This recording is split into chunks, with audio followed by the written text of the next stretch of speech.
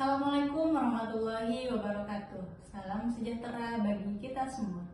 Perkenalkan, nama saya Ailis Kalinda, SEMM, dosen S1 Manajemen Fakultas Ekonomi dan Bisnis Universitas Putra Indonesia YPTK Padang. Saya bergabung di Universitas Putra Indonesia YPTK Padang mulai tahun 2019. Dan bidang ilmu yang saya tekuni yaitu manajemen keuangan dan manajemen sumber daya manusia. Kali ini saya akan menyampaikan PDD UKT-PT di bidang pengajaran saya pada mata kuliah manajemen keuangan. Nah, mata kuliah ini memiliki bobot 3 SKS dan merupakan mata kuliah wajib bagi seluruh mahasiswa manajemen di semester 3. Setelah mengikuti mata kuliah ini, diharapkan mahasiswa mampu memahami konsep inti dari manajemen keuangan. Selanjutnya, metode pembelajaran yang saya gunakan yaitu seperti ceramah, diskusi, project based learning, diskusi brainstorming, dan ada pun kemudian student centered learning yang secara interaktif dua arah, baik secara tatap muka dan kemudian secara tatap maya melalui Zoom meeting.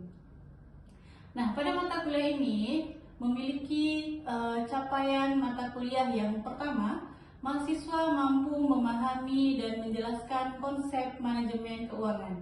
Capaian yang kedua, mahasiswa mampu membuat dan menggunakan laporan keuangan perusahaan jasa dan perusahaan dagang. Selanjutnya, mahasiswa mampu menganalisis dan menerapkan laporan keuangan, manajemen kas, manajemen piutang, dan manajemen persediaan. CPMK yang ketiga, mahasiswa mampu memahami, mengumpulkan, mengolah data, dan menginterpretasikan hasil secara logis dan sistematis. Dan CPMK selanjutnya, mahasiswa mampu mengimplementasikan ilmu manajemen keuangan dalam kehidupan sehari-hari yang berbasis teknologi dan informasi. Baik, mata kuliah ini memiliki 16 pertemuan dalam satu semesternya. Di antaranya, pertemuan ke-8 itu melaksanakan ujian tengah semester dan pertemuan ke-16 melaksanakan ujian akhir semester. Dan diharapkan dengan adanya evaluasi ini, mahasiswa mampu memenuhi persyaratan untuk mendapatkan nilai pada mata kuliah manajemen keuangan. Adapun mengenai saya dalam menyampaikan materi pada perkuliahan manajemen keuangan ini, saya menyampaikan materinya melalui pertemuan Zoom meeting dengan mahasiswa. Adapun penilaian yang saya gunakan dalam mata kuliah ini, yang pertama saya mengambil 15% dari kehadiran, 20% dari tugas, 30% dari nilai ujian tengah semester, dan 35% diambil dari ujian akhir semester. Diharapkan pada pertemuan kedua ini, mahasiswa dapat menguasai apa pengertian, tujuan, beserta contoh dari prinsip dasar manajemen keuangan. Adapun kegiatan pembelajaran di pertemuan kedua dibagi menjadi 3 bagian. Ya. Yang pertama adanya pendahuluan atau pembukaan, yang kedua adanya penyajian, dan yang ketiga adanya penutup. Pada bagian pendahuluan, dosen akan membuka dengan salam pembuka, memberikan motivasi dan mereview materi yang telah lalu, dan juga menjelaskan capaian materi yang akan kita bahas pada pertemuan kedua ini. Lalu sesi kedua, yaitu mengenai penyajian, dosen akan menjelaskan tentang pengertian atau definisi manajemen keuangan secara umum, tujuan perusahaan dan tujuan manajemen keuangan, dan juga contoh dari prinsip dasar manajemen keuangan. Pada akhir sesi penutup diharapkan adanya interaksi antara dosen dan mahasiswa baik dalam segi tanya jawab dan diskusi. Kemudian apabila ada mahasiswa yang tidak memahami atau tidak mengerti, untuk dipersilakan menanyakan kepada dosen yang bersangkutan. Nah, pada pertemuan kedua ini, mahasiswa diharapkan dapat mengerjakan tugas mengenai dari mana suatu perusahaan mendapatkan dana dan mengelola dana dengan baik. Nah, untuk itu, yuk mari kita lihat bagaimana saya membawakan materi konsep manajemen keuangan pada pertemuan kedua. Mari kita lihat videonya. Baik, bismillahirrahmanirrahim. Assalamualaikum warahmatullahi wabarakatuh. Waalaikumsalam warahmatullahi wabarakatuh. Kembali lagi di perkuliahan kita pertemuan kedua manajemen keuangan. Sebelum itu mari sama-sama kita berdoa terlebih dahulu menurut agama dan kepercayaan masing-masing. Mudah-mudahan diberikan kelancaran. Berdoa mulai.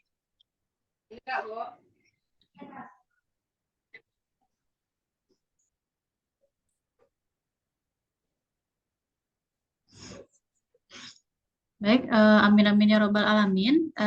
Alhamdulillah pada pertemuan kali ini kita akan membahas tentang konsep dari manajemen keuangan.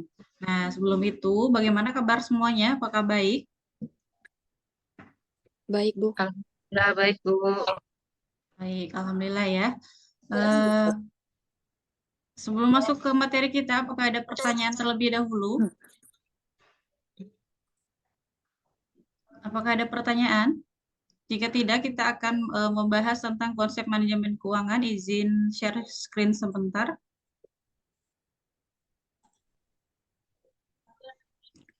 Apakah sudah kelihatan materi kita? Udah, Bu. Ya. Oke. Sebelumnya sudah kita bahas pada pertemuan sebelumnya mengenai manajemen keuangan, terus jenis-jenis laporan keuangan, ada juga pengertian dari manajemen keuangan, fungsi dari manajemen itu sendiri ya. Nah, di sini kita akan membahas semuanya, dimulai dari pengertian manajemen keuangan, tujuan dari perusahaan, fungsi dari manajemen keuangan, ya, apa pentingnya, betapa pentingnya suatu manajer keuangan dalam perusahaan. Oke, baik. Yang pertama, di sini kita akan mencari tahu dulu. Ada 3 nih yang harus kita pahami pada materi kali ini. Yang pertama, apa tujuan perusahaan? Yang kedua, apa manajemen keuangan? Dan yang ketiga, apa tujuan manajemen keuangan? Ya, 3 ini adalah konsep utamanya pada pertemuan kali ini. Oke, di sini yang pertama tujuan perusahaan atau company goals ya. Ada 3. Sebenarnya banyak ya tujuan perusahaan tuh, namun ini diringkas menjadi 3 tujuan. Yang pertama, mencapai atau memperoleh laba maksimal untuk kemakmuran pemilik perusahaan. Yang kedua, menjaga kelangsungan hidup perusahaan. Dan yang ketiga, mencapai kesejahteraan masyarakat sebagai tanggung jawab perusahaan. Nah, yang dari ketiga ini, ada yang namanya CSR nih, yang nomor 3 ya. Nomor 3 ini mencapai kesejahteraan masyarakat. Nah, jadi perusahaan memiliki tanggung jawab untuk masyarakat sekitar karena lingkungannya sudah dipakai oleh perusahaan itu sendiri. Ya, jadi tujuan perusahaan itu banyak. Selain memperoleh laba, dia juga harus menjaga kelangsungan hidup perusahaannya dan juga harus menjaga kelangsungan hidup masyarakat sekitarnya. Contohnya CSR apa saja? CSR suatu perusahaan apa saja contohnya? Ada yang masih ingat? CSR yang diberikan perusahaan pada lingkungan sekitar. Apa saja? Contohnya di Semen Padang saja. Coba ada nggak di sekitar kita yang tulisannya itu CSR Semen Padang? Ada yang pernah lihat nggak? Ada yang pernah lihat nggak? Ada Ada. Contohnya apa, Anissa? kayak di mana tuh?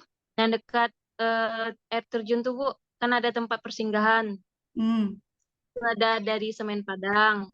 Iya, ada yang kelihatan nggak di sini tong sampah dari Semen Padang misalkan, tempat pembuangan sampah dari Semen Padang. Ada juga pot bunga yang di pinggir jalan, pot bunga dari Semen Padang, BRI. Nah, itu adalah tanggung jawab perusahaan terhadap lingkungan sekitarnya. Oke, lanjut ya. Ketiga, tujuan perusahaan tersebut saling berhubungan satu sama lainnya. Tujuan perusahaan untuk memperoleh laba maksimal dimaksudkan agar perusahaan dapat hidup secara berkelangsungan atau dikenal juga dengan corporate life cycle. Nah, masih ingat corporate life cycle? Yang ada 4 tahapan. Yang pertama tahapan apa?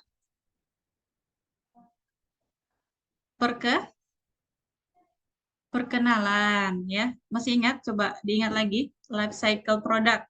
Ya, kalau dulu itu life cycle product. Nah, kalau di manajemen keuangan namanya corporate life cycle. Ya, Terus apalagi setelah perkenalan apa lagi? Ada yang masih ingat corporate life cycle? Yang kedua apa? Ayo, Pertumbuhan, pertumbuhan atau growth. Yang ketiga? maturity, Apa? Maternity? kematangan, itu Kematangan ya, tingkat kesuksesannya perusahaan itu. Nah, di sana. Terus yang terakhir, decline atau penurunan. Di mana suatu perusahaan sudah jenuh dengan itu-itu aja. Makanya harus diciptakan inovasi-inovasi terbaru.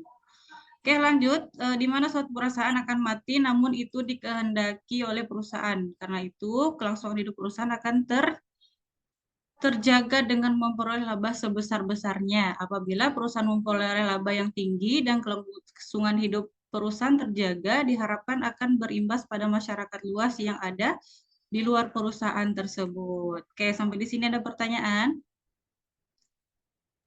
Enggak, Bu. Oke, yang kedua, ya belum ada. Yang kedua ini adalah pengertian manajemen keuangan. Nah, tadi kan sudah dibahas sama si Widya.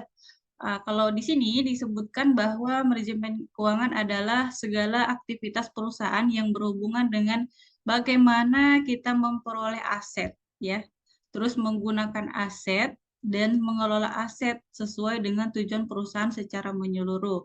Tadi sudah kita bahas bagaimana cara kita mendapatkan dana, terus bagaimana cara kita menggunakan dana dan bagaimana cara kita mengelola dana supaya perusahaan itu tetap berlangsung, tidak mati ya, tidak turun.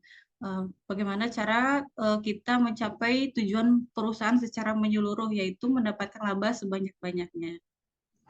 Terus di sini dari definisi tadi dapat disimpulkan ada 3 fungsi utama nih dalam manajemen keuangan. Yang pertama keputusan investasi, yang kedua keputusan pendanaan, dan yang ketiga keputusan pengelolaan aset. Nah, di sini ada yang sudah pernah berinvestasi di Galeri Bursa Efek Indonesia belum? Belum, Bu. Oh, belum ya. Nah, bagi yang belum nanti wajib nih bagi yang ingin mengambil konsentrasi manajemen keuangan di semester 5-nya wajib mengetahui bagaimana cara kita berinvestasi.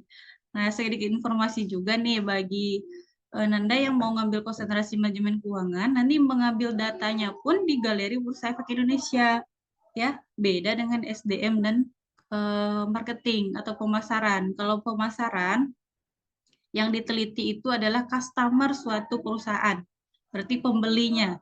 Nah, kalau SDM nanti saudara meneliti karyawan suatu perusahaan, misalkan perusahaan PDAM, berarti seluruh karyawan PDAM itulah yang saudara teliti.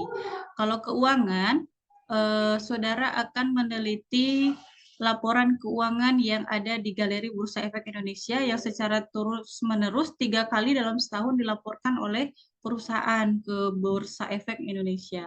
Nah, keputusan investasi ini, kalau kita berinvestasi tidak diperbolehkan untuk mengambil satu perusahaan saja, ya. Berarti saudara harus mengambil beberapa perusahaan kalau mau berinvestasi. Kenapa?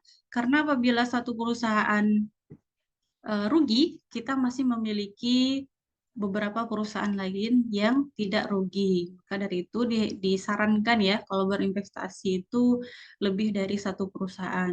Terus di sini juga ada keputusan pendanaan. Sudah jelas ya.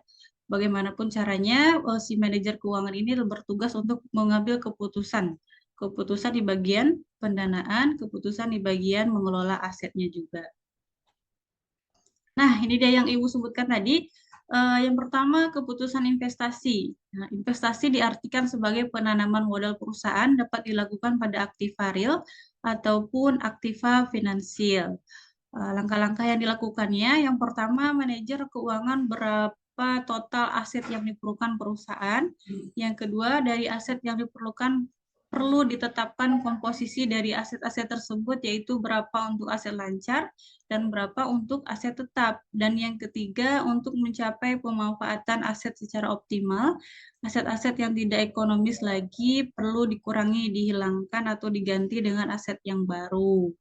Nah, dari keputusan investasi ini supaya bagaimana orang lain tertarik menanamkan modalnya di perusahaan kita harus menjaga kelangsungan hidupnya. Yang pertama, kita harus memperbaiki pengelolaan asetnya. Terus yang kedua, kita harus memanfaatkan aset-aset kita secara optimal ya, supaya para investor lebih tertarik menanamkan modal di perusahaan kita. Nah, di sini coba lihat ada gambar telur ya, dan tulisannya don't put all your eggs in one basket. Artinya jangan letakkan telur dalam satu keranjang. Ya, artinya jangan kita menanamkan modal kita atau berinvestasi dalam satu perusahaan saja. Ya, berarti kita boleh meletakkan telur dalam beberapa keranjang. Artinya jika satu keranjang telur tadi jatuh, pecah semua. Kalau kita meletakkan dalam beberapa keranjang, berarti memang masih ada keranjang-keranjang lain yang tidak pecah. Yang kedua, keputusan pendanaan. Nah, keputusan pendanaan menyangkut beberapa hal. Yang pertama, keputusan mengenai penetapan sumber dana yang diperlukan untuk membiayai investasi dapat berupa hutang jangka pendek, hutang jangka panjang, maupun modal sendiri. Terus yang kedua, struktur modal optimum atau penetapan tentang perimbangan pembelanjaan. Kekeliruan dalam pengambil keputusan pendanaan ini akan berakibat biaya yang ditanggung tidak minimal. Nah, jadi harus hati-hati ya untuk pendanaan ini, karena akan jika salah mengambil konsep pendanaannya, maka akan berakibat pada biaya yang ditanggung lebih besar atau tidak minimal. Yang ketiga, keputusan pengelolaan aktiva atau aset ya. Apabila aset telah diperoleh dengan pendanaan yang tepat, maka aset-aset tersebut memerlukan pengelolaan secara efisien. Manajer keuangan bersama manajer-manajer lain di perusahaan bertanggung jawab terhadap berbagai tindakan operasi dari aset-aset yang ada. Tanggung jawab tersebut menuntut manajer keuangan lebih memperhatikan pengelolaan aset lancar daripada aset tetapnya. Nah, sampai di sini ada pertanyaan dulu.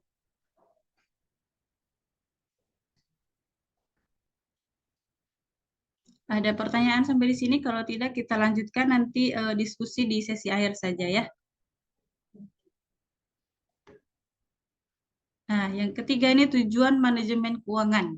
Tadi baru tujuan perusahaan ya. Nah, sekarang tujuan dari manajemen keuangan sebagai aktivitas memperoleh dana, menggunakan dana, dan mengelola secara efisien membutuhkan beberapa tujuan atau sasaran, yang mana tujuan tersebut adalah memaksimumkan nilai perusahaan, memaksimumkan kemakmuran pemegang saham yang diukur dari harga saham perusahaan. Bagaimana caranya?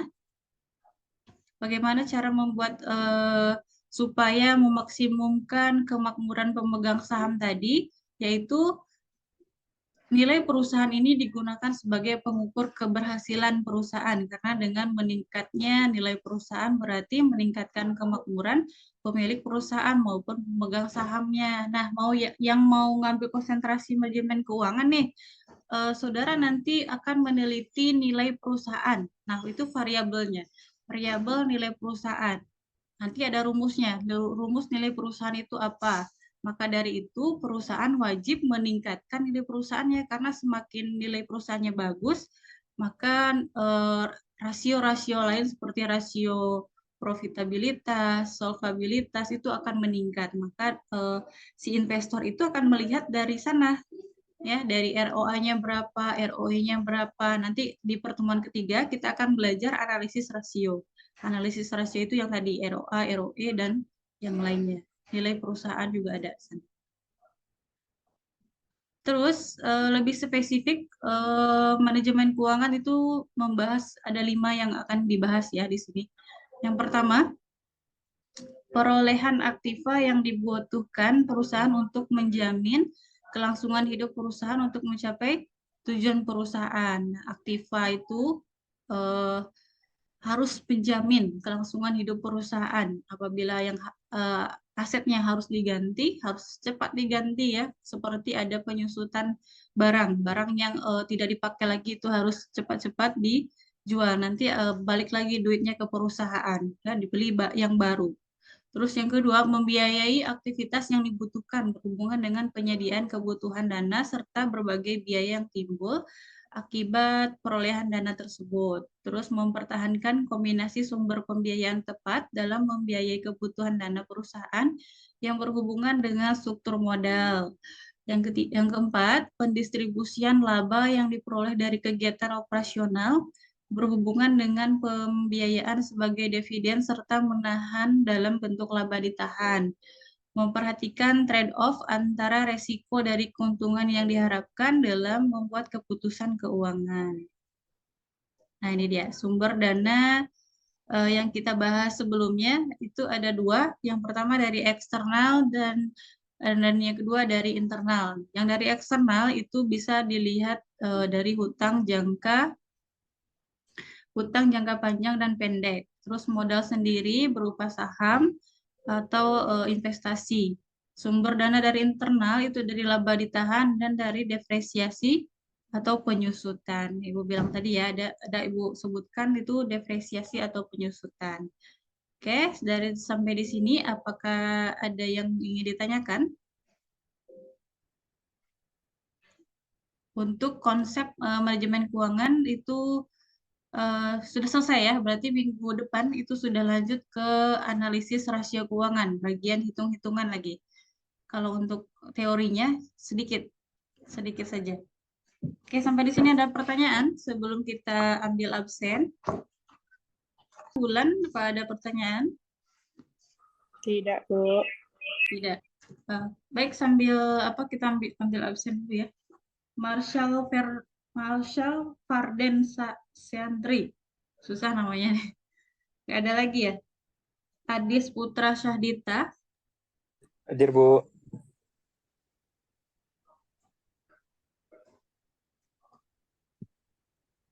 Ali Miftahul Hamdi. Hadir, Bu. Hadir ya. Muhammad Azima. Hadir, Bu. Mutiara Febri Yunida. Nggak ada. Nanda Henry. Hadir, Bu. Alfa. Kecuali yang lapor di grup tadi. Sudah ada Ibu baca laporannya. Oke, jika tidak ada pertanyaan, kita cukupkan perkuliahan kita yang pertemuan kedua ini sampai di sini saja. Kita lanjutkan di minggu depan itu tentang rasio keuangan. Ya, rasio keuangan yang akan membahas tentang akan menganalisis suatu laporan keuangan dari laba rugi dan neraca. Ya, jadi kita akan membahas laporan keuangan laba rugi, neraca. Nanti saudara tugasnya adalah menganalisis berdasarkan rasio keuangan tersebut. Ya, besok kita bahas untuk lebih lengkapnya. Baik, jika tidak ada pertanyaan, terima kasih sebelumnya sudah yang hadir ya. Mohon maaf apabila banyak kesalahan. Bila taufik wal hidayah. Assalamualaikum warahmatullahi wabarakatuh. Waalaikumsalam warahmatullahi wabarakatuh. Tahu.